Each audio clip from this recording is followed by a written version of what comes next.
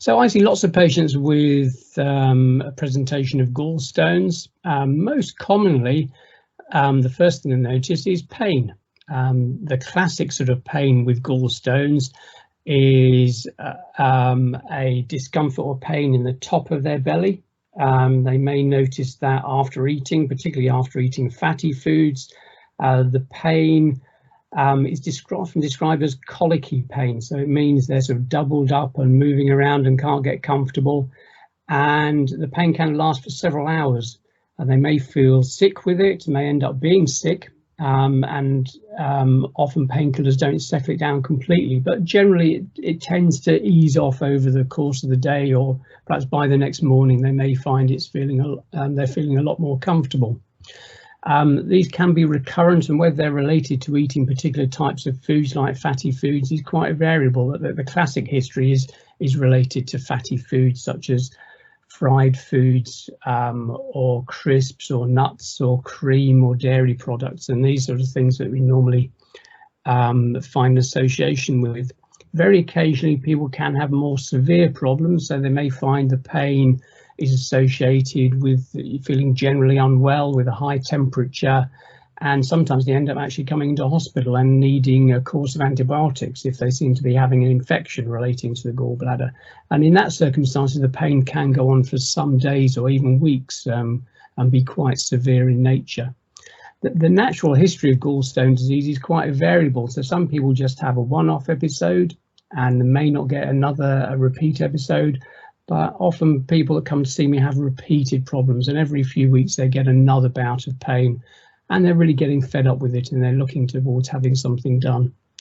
The other more unusual presentation is something called pancreatitis, and that can be very, very severe.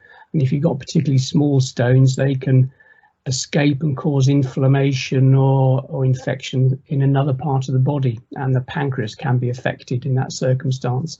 That normally involves an emergency admission to hospital, and part of the diagnostic test normally results in a diagnosis of a condition called pancreatitis. The other more unusual condition is jaundice. I'm sure people have heard of a patient going bright yellow with jaundice. They may not even notice in their skin, but certainly if you look in the whites of your eyes, they may become discoloured. And often a friend or relative may actually point out to you saying that looks your skin does look a bit different. And the other classic area to notice is when you go for a wee, if the colour of your wee changes, if you notice it goes from a normal yellow colour to a really dark brown colour, then that may be a sign that you're developing some jaundice. And that's normally caused by little stones escaping from the gallbladder, affecting the liver or the bile ducts, which are the little tubes that drain the bile from the liver. And in those circumstances, that may require other specific treatment. Part of the assessment, we always take a history. They may present with a classic history of the abdominal pain we discussed, but the most common investigation and the simplest and most accurate investigation is an ultrasound scan.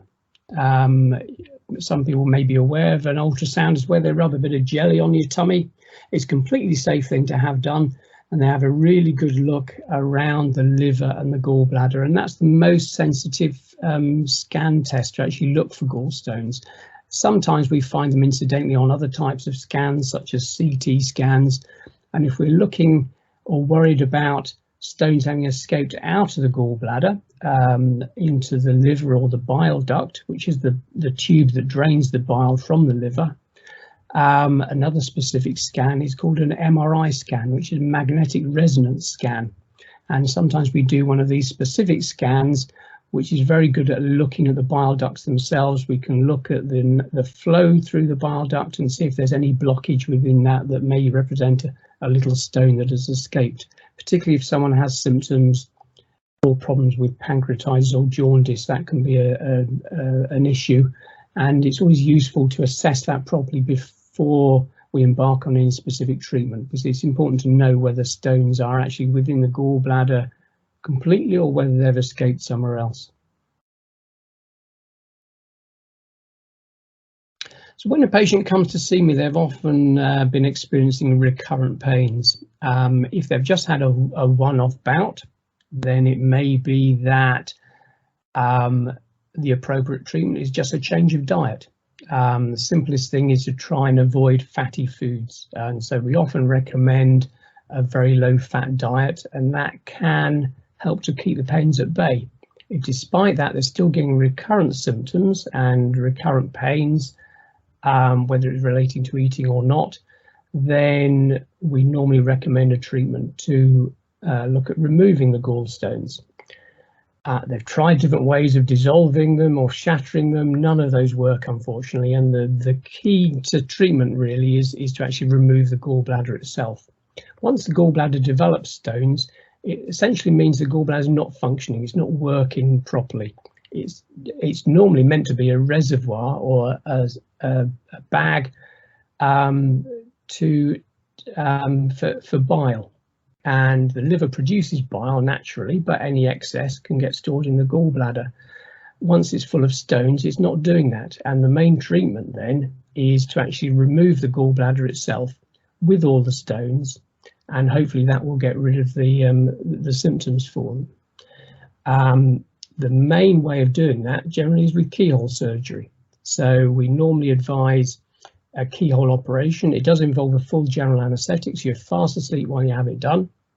We make a little hole around your belly button and then 3 small ones under the ribs, all very tiny little things like that. And we take the gallbladder out through the one in the belly button and just use some dissolving stitches and a bit of glue to stick back together again. Often it's a very simple procedure, often just as a day case, at most an overnight stay, and most people are back to normal within 1 or 2 weeks from the procedure. There are risks relating to any operation, and when you see your doctor, they'll go through that in detail, and I'd explain that to you. There are risks common with any operation, specifically related to the gallbladder, as you can get problems with a leakage of bile from those little tubes that drain bile. The bile ducts, we put little clips on those to seal those off, but there's a very small chance of leak, and that may require reoperation. There's a risk of damaging those little tubes, and again that may require reoperation. All these things are extremely rare, but obviously potentially quite serious, and that's why we have to mention them to you. Sometimes, as we mentioned, stones can escape, and occasionally we have to do another procedure which may involve popping a camera down to try and fish them out at a later date. Probably one of the most annoying problems is about 1 in 100 people can develop some diarrhea after they've had the gallbladder out, mainly because without the gallbladder a little bit more bile goes directly from the liver into the gut, and sometimes your gut can be very, very sensitive to that. Generally it's just a temporary thing, and after a few weeks or months it can settle down, but very, very rarely it can be a long-term issue, but there is some very good medication that can be given to settle that down. There's nothing I can do to prevent that, and there's nothing the patient can do to sort it out, although they may find there's more sensitivity relating to particular types of foods, such as fatty foods, so sometimes change of diet can help, but that's probably the main problem. That it's a very rare thing, but it's something that people can experience after surgery. So safety is always our #1 priority. With any patient that's coming under our care, we have a variety of checklists to ensure the operation is as safe as possible. I make sure I work with a very senior anaesthetic colleague, and the whole team are very senior, and I know I've been working with them for over 20 years, so I'm very conscious of how we all work together towards the best outcomes for patients. We're very meticulous with the technique we use. We use all the latest up-to-date equipment. So we mentioned about doing keyhole surgery. We have amazing new equipment where the view is so much better than natural eyesight. We have really magnified detail, so we can see every fine blood vessel.